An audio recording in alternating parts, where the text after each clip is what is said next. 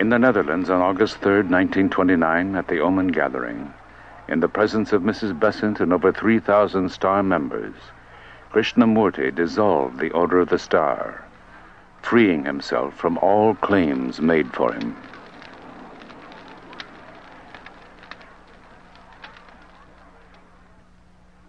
I maintain that truth is a pathless land, and you cannot approach it by any path whatsoever, by any religion, by any sect.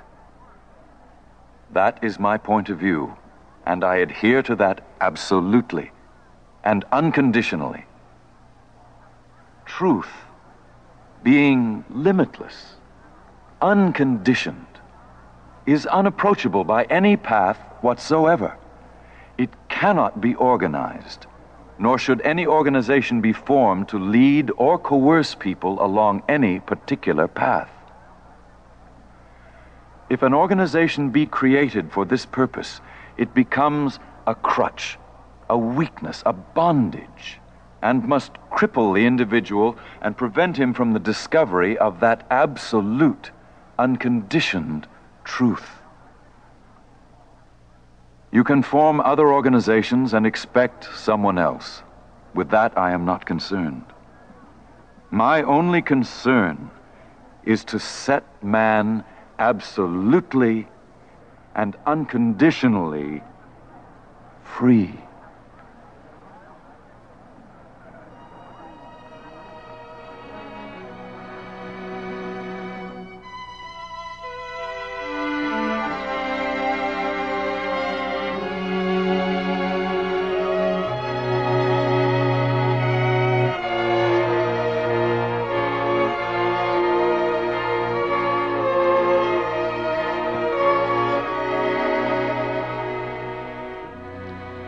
All religions have always said there is only our path, our savior,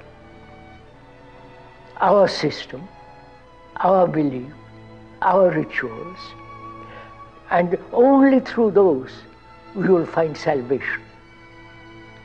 This has been the constant song of all religions. And I happen to have said many, many years ago, which has so true, that there is no path to truth. Truth, according to them, is a fixed point. And if it's a fixed point, you can have as many paths as you like. But if it's not a fixed point, it's a living thing, moving.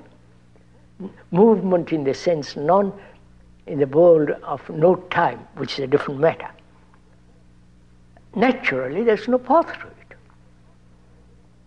But you see, we don't want such a dangerous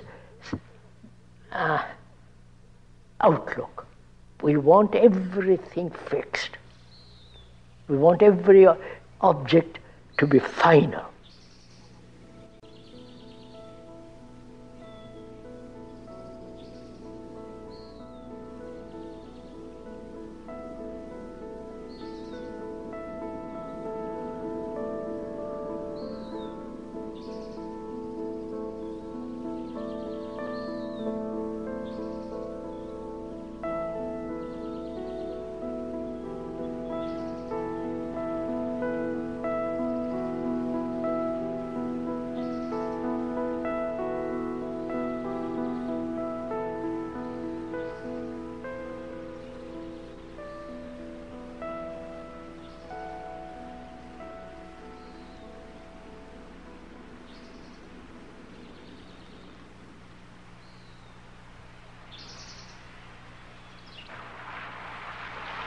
I'd like to go into the question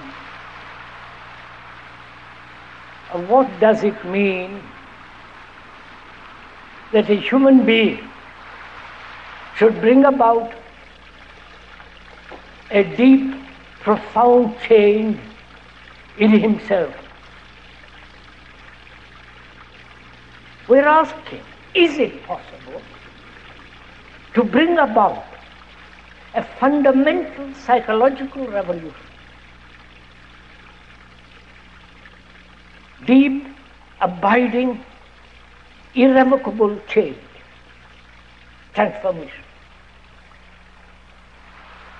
One has lived as a limited, contained, narrow individual. And it's very, very difficult to see the truth that you are the rest of mankind.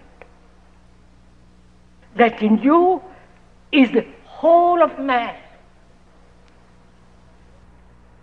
That is, you as a human being is part of the world. You are the world. Not an idea, not something that's intellectually has been put together by reason and you say, yes, quite right. But the reality of the truth of it, that you represent as a human being the rest of humanity. Because you suffer, you're anxious, you're uncertain, confused, miserable, fearful, hurt, everything. And every human being has this. So your consciousness is the consciousness of mankind. Now, is this possible for sorrow to end? If there is the ending of sorrow in one human being, who is the representative of all humanity, that ending affects the whole of consciousness of man. Don't accept what we are talking about. Find out, test it. That means you have to be free to observe.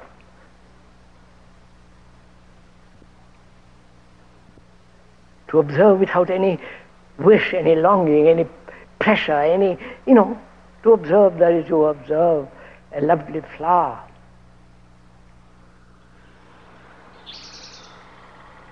I wonder why human beings throughout the world don't see this simple fact that you cannot possibly have peace on earth if you are nationalistically divided. We want order outside in the world, politically, religiously, economically, socially. In our relationship with each other, we want order. We want some peace. We want some understanding. And if the inward psychological state is not orderly, not conflicting, not contradicting, if that state in consciousness is quiet, steady, clear, then you can bring about order in the world.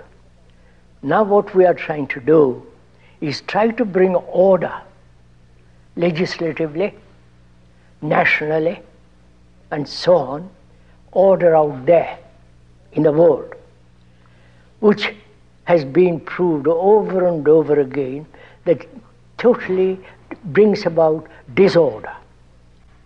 That's why we are saying, I'm saying, that without inward order, that is, inward order in consciousness, which is in a mess, which is in a contradiction, without bringing about order inwardly, psychologically, you cannot possibly have order outwardly.